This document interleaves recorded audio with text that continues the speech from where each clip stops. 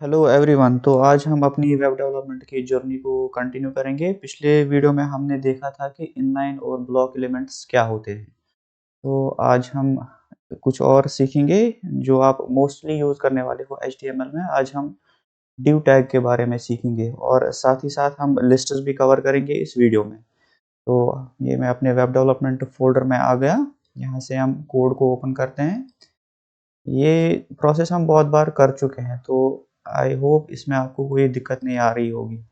इस बार हम क्या करेंगे, हम अपना कोड इस index.html में नहीं लिखेंगे, हम एक और फाइल बनाएंगे। यहाँ पे मैं न्यू फाइल में जा रहा हूँ और इसका मैं हेडिंग देता हूँ div and list tag dot html, extension dot html रखना, ठीक है। तो पहले बॉयलर प्लेट जनरेट कर देंगे। मैं इसको जूम इन करता हूँ। बॉयलर प्लेट हम जनरेट करेंगे। कैसे करेंगे? शिफ्ट और 1 दबा के। ये हमारा बॉयलर प्लेट जनरेट हो गया। अभी अगर हम लाइव जाएंगे तो क्या दिखेगा? अभी यूआई पे कुछ नहीं दिख रहा है क्योंकि हमारे HTML में अभी कुछ प्रेजेंट है ही नहीं। अगर यहाँ पे हम हेडिंग लिखेंगे, हेडिंग, ठीक है, तो चेक करते हैं आउटपुट हमारा ये काम कर रहा है या नहीं। बिल्कुल काम कर रहा है। तो जैसा कि मैंने आपको बताया कि आज इस वीडियो में हम दो टैग्स के बारे में सीखने वाले हैं। एक तो हमारा आ गया div टैग और दूसरा हमारे पास लिस्ट्स है। लिस्ट्स डिफरेंट तरीके के लिस्ट्स होते हैं। एक तो होते हैं ऑर्डर्ड लिस्ट, दूसरे होते हैं अनऑर्डर्ड लिस्ट। एक और लिस्ट भी होता है, वो हम बाद में पढ़ेंगे, लेकिन पहले इन दो को कवर करते हैं। सबसे पहले हम div को कवर करेंगे, लेकिन इससे भी पहले हम एक और चीज सीखेंगे कि हम किसी वेबसाइट को इंस्पेक्ट कैसे कर सकते हैं। इंस्पेक्ट करना हम इसी वीडियो में सीखेंगे। अगर आपने कोई वेबसाइट विजिट की और आप देखना चाहते हो कि ये वेबसाइट कैसे बनी है, इसके अंदर इन्होंने क्या क्या यूज किया है, तो हम किसी भी ब्राउजर में उसको इंस्पेक्ट कर सकते हैं और देख सकते हैं कि एक्चुअल में उस वेबसाइट का कोड क्या है। तो पहले हम यही इंस्पेक्ट ही देखते हैं। हम इंस्पेक्ट कैसे करते हैं? यहाँ पे मैं किसी भी वेबसाइट को विजिट करूँगा, जैसे कि myntra.com।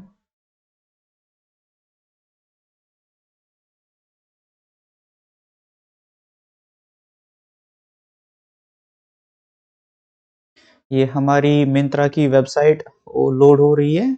मेरा नेट थोड़ा स्लो है तो ये थोड़ा टाइम ले रही है लोड होने में। चलो, आधी तो लोड हो गई है। जितनी लोड हो गई है हम उतनी को ही इंस्पेक्ट करते हैं। ये पूरी लोड हो गई मेरी। यहाँ पे कुछ परमिशंस मांग रहा है, बाद में ये देखेंगे क्या है। तो अगर हमें देखना होगा कि ये जो इन्होंने ऊपर ये इसको हम नैव बार बोलते हैं, ये नेविगेशन बार जो इन्होंने बनाया है, इसमें इन्होंने क्या क्या इस्तेमाल किया है, तो हम क्या करेंगे, राइट क्लिक करेंगे। लेकिन कुछ वेबसाइट्स जो है वो इवेंट हैंडलर लगा के राइट क्लिक डिसेबल करते हैं। अगर मैं यहाँ पे अपनी वेबसाइट पे जाऊँगा, यहाँ पे राइट क्लिक करूँगा तो मुझे तो ये ऑप्शन आ रहा है इंस्पेक्ट, लेकिन मिंत्रा में ये ऑप्शन नहीं आ रहा है। ये नहीं चाहते हैं कि हमारी वेबसाइट कोई कॉपी कर ले, इसलिए इन्होंने क्या बोलते हैं इसको, ये इंस्पेक्ट ऑप्शन डिसेबल किया है। लेकिन आप शॉर्टकट भी यूज कर सकते हो, कंट्रोल शिफ्ट और आई दबा के, ठीक है। तो यहाँ पे हम एलिमेंट्स पे चले जाएंगे, तो मैं यहाँ पे पूरी वेबसाइट को इंस्पेक्ट कर सकता हूँ। अब अगर मुझे पता करना होगा ये जो यहाँ पे मैन लिखा आ रहा है, ये इन्होंने कैसे बनाया है, ये हेडिंग टैग के अंदर है या पैराग्राफ टैग के अंदर है, किसी और टैग के अंदर है, तो मैं कैसे चेक करूँगा? यहाँ पे कर्सर पे क्लिक करूँगा, सीधे इस पे होवर करूँगा। जैसे मैं इस पे होवर करता हूँ, ये देखिए एक एलिमेंट हाईलाइट होके आ रहा है। ये तो एक div टैग के अंदर आ रहा है। div टैग के अंदर एक a टैग है। अब ये एंकर टैग क्या है, ये अभी हमने नहीं पढ़ा है, ये हम पढ़ने वाले हैं, ठीक है। जो हम आज की क्लास कर रहे हैं, div टैग और लिस्ट्स, इसके बाद हम एंकर टैग जरूर पढ़ने वाले हैं कि ये क्या होते हैं। ये हमारी वेबसाइट में हाइपरलिंक क्रिएट करने के काम आता है। अब अगर मैं यहाँ पे इस HTML को एडिट भी कर सकता हूँ। अब अगर मैं चाहता हूँ कि यहाँ पे मैन की जगह कुछ और लिखा आए, ठीक है, तो मैं इसको यहाँ पे एडिट भी कर सकता हूँ। यहाँ मैन पे डबल क्लिक किया तो यहाँ पे मैंने कुछ भी रैंडम टेक्स्ट लिखा और एंटर दबाया। अब देखिए वेबसाइट में ये टेक्स्ट चेंज हो रहा है, लेकिन ये टेक्स्ट खाली आपके लिए चेंज हो रहा है, ये बाकियों के लिए चेंज नहीं हो रहा है। अगर मैं इस वेबसाइट को रिफ्रेश करूंगा तो वापस से वहां पे मैन होके लिखा आएगा। क्यों? क्योंकि आपने जो ये HTML एडिट किया है ये आपने खुद के ब्राउजर पे किया है, अपने लिए एडिट किया है।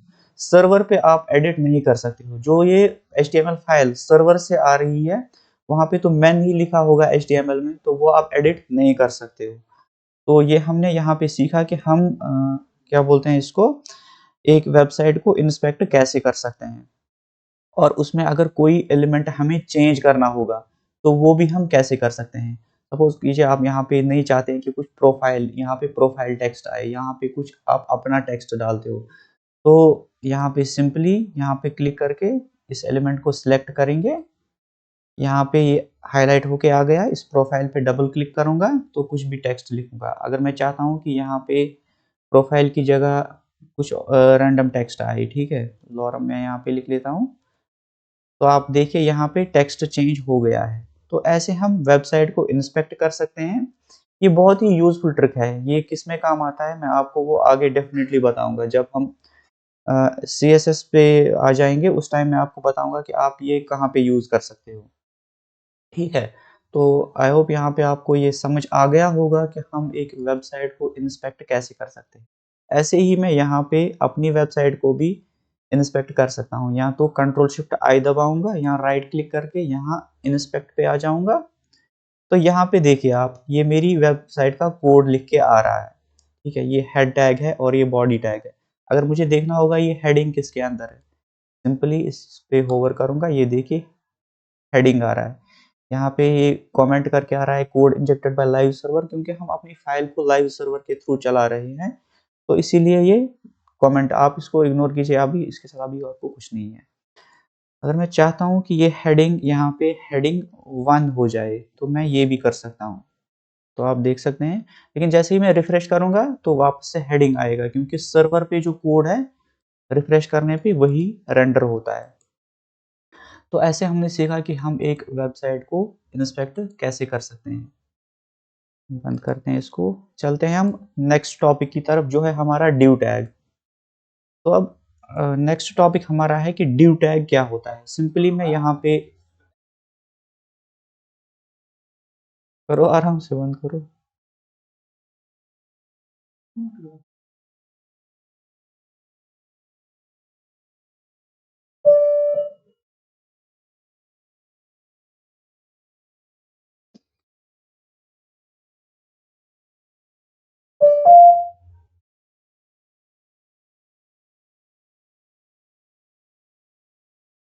तो मैं यहाँ पे अब ड्यू टैग लिख रहा हूँ, DIV, और एंटर किया तो ये हमारे पास एक ड्यू टैग आ गया है। नोटिस कीजिए आप, ये एक पेयर टैग है।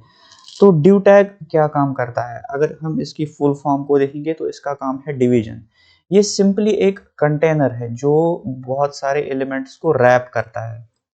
अगर मान लीजिए यहाँ पर मैं एक एग्जांपल से समझा रहा हूँ, अगर आप एक वेबसाइट बना रहे हैं, ठीक है, आप एक किसी मतलब कोई कार्ड बना रहे हैं, कोई कार्ड आप वेबसाइट में बना रहे हैं, आप क्या चाहते हैं कि उस कार्ड में एक तो इमेज हो, दूसरा वहाँ उस कार्ड में उसके नीचे उस पर्सन की जो इमेज है उसका नाम हो, और तीसरा उसकी डिटेल्स हो।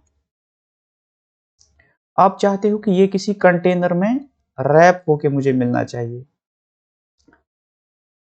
तो इमेज के लिए आप क्या यूज करोगे, पहले तो आप एक सबसे पहले हम क्या करेंगे, हम एक कंटेनर बनाएंगे। कैसे कंटेनर बनाएंगे, ये कंटेनर हम ड्यू टैग की मदद से बनाते हैं।